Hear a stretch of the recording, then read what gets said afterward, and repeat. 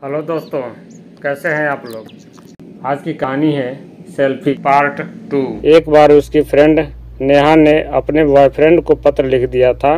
कितना नाराज़ हुई थी वह उस पर। देर तक समझाती रही थी कि कभी किसी के पास कोई लेटर या अपना फ़ोटो नहीं छोड़ना चाहिए, और अब स्वयं यह भूल कर बैठी थी।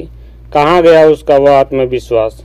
प्यार के उन्माद में ऐसी बह गई कि अपने संस्कार भी भुला बैठी और ब्लैकमेलिंग जैसे रंगीन मामले में फंस गई। अगले दिन उसके कहने पर राहुल उससे मिला। उसे देखते ही वह बिफर पड़ी। तुम इतना गिर जाओगे मैं सोच भी नहीं सकती थी। मैं तुमसे शादी नहीं कर रही तो तुम मुझे ब्लैकमेल करोगे।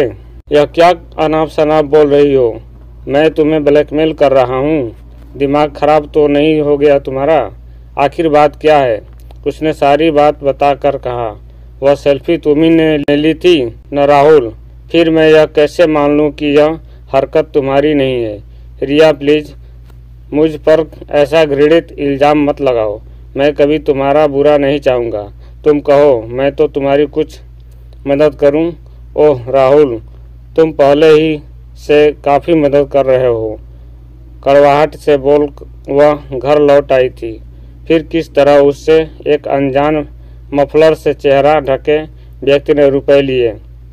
इस बात को याद कर जनवरी की इस ठंड में भी उसका शरीर पसीने से भीग रहा था। उस घटना ने उसकी ज़िंदगी ही बदल कर रख दी थी। अब हर पल वह डरी सहमी सी रहती कि कहीं उस व्यक्ति का दोबारा फ़ोन न आ जाए। अब भी उसके मोबाइल की घंटी बजती, वह चिहुक पड़ती। एक सर्द लहर सी उसके समूचे शरीर में दौड़ जाती। चेहरा सफ़ेद पड़ जाता। उसकी यह हालत उसके पापा से अधिक दिनों तक छिपी नहीं रह सकी।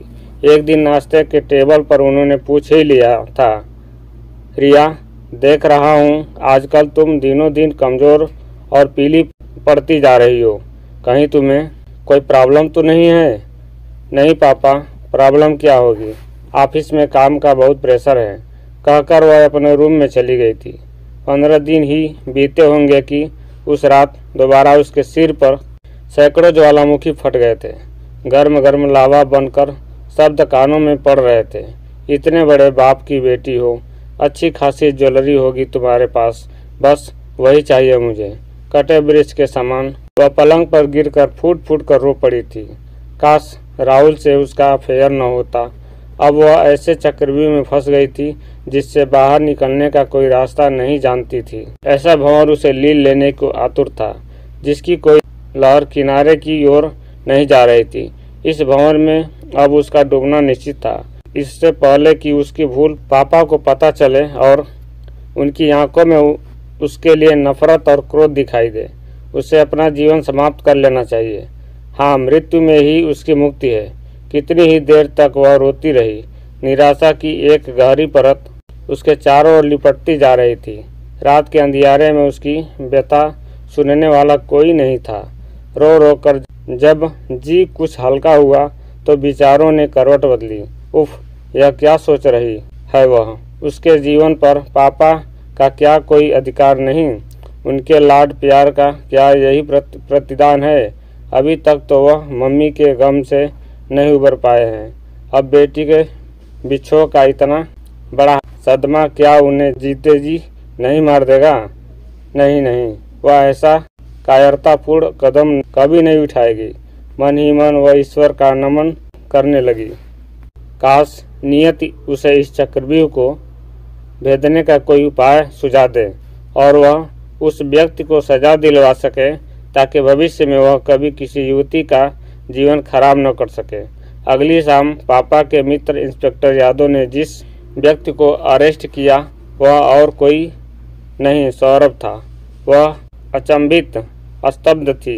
उसका होने वाला पति ही उसकी ज़िंदगी के साथ खिलवाड़ कर रहा था। इंस्पेक्टर यादव ने बताया था जिस मोबाइल से सौरभ ने तुमको फ़ोन किया था उसके IMEI नंबर को हमने ट्रेस किया। साथ ही वह ज्वेलरी बॉक्स जो उसने तुम्हारी कार से उठवाया था उसमें GPS ट्रैकर लगा हुआ था। उसी की बदौलत हम सौरभ को पकड़ पाए। सौरभ को सगाई के पश्चात पता चला था कि रिया का पिछले 3 सालों से राहुल से अफेयर चल रहा था। वह यह शादी नहीं करना चाहता था, पर रिश्ता तोड़ने से पहले कुछ पैसा ऐंठना चाहता था। राहुल को जॉब की तलाश थी। उसने राहुल को जॉब का आश्वासन देकर उससे दोस्ती की और फिर उसकी अनुपस्थिति में उसके मोबाइल से फ़ोटो अपने मोबाइल पर फॉरवर्ड कर ली। उसी रात उसने रिया को फ़ोटो भेजी थी। उसमें इतना साहस भी नहीं बचा था कि वह पापा का सामना कर पाती। ग्लानि और शर्मिंदगी का एहसास उसके हृदय को मत्थे डाल रहा था। अंतस की पीड़ा आंखों से आंसू बनकर बह रही थी। आज उसकी वजह से उसके पापा की प्रतिष्ठा दांव पर लग गई थी। काश यह धरती फट जाती और वह उसमें समा जाती। पापा उसकी मनोस्थिति समझ रहे थे, इसलिए स्वयं उसके कमरे में चले आए। मुझे क्षमा कर दीजिए पापा। उनके कंधे पर सिर रखकर वह बिलख पड़ी। जो कुछ भी हुआ उसे एक दुखद स्वप्न समझकर भूल जाओ। अच्छा हुआ वक्त रहते तुमने मुझे सब कुछ बता दिया। इंस्पेक्टर यादव मेरे मित्र हैं। उन्होंने मुझे आश्वासन दिया है कि वह इस बात को मीडिया में नहीं आने देंगे। कुछ दिनों बाद ही उसका विवाह राहुल के साथ हो गया था। सोचते सोचते उनके माथे पर किसी के कोमल हाथों का स्पर्श महसूस किया तो आंखें खोल दी। पश्चाताप का भाव चेहरे पर लिए उसके समीप अनु बैठी हुई थी। आई एम सॉरी दीदी। ऊपर जाकर ठंडे दिमाग से सोचा तो लगा आप बिल्कुल सही कह रही थी। विवाह से पूर्व किसी पर भी इतना विश्वास करना उचित नहीं। मैंने आपको बहुत दुख पहुंचाया दीदी, मुझे क्षमा कर दीजिए। उसने स्नेह से अनु का हाथ थाम लिया। मुझे खुशी है तुमने अपनी दीदी की बात का मान रखा। अच्छा अब उठिए दीदी, हाथ मुंह धो लीजिए। राहुल भैया आने ही वाले होंगे। मैं जानती हूँ आपने खाना भी नहीं खाया होगा।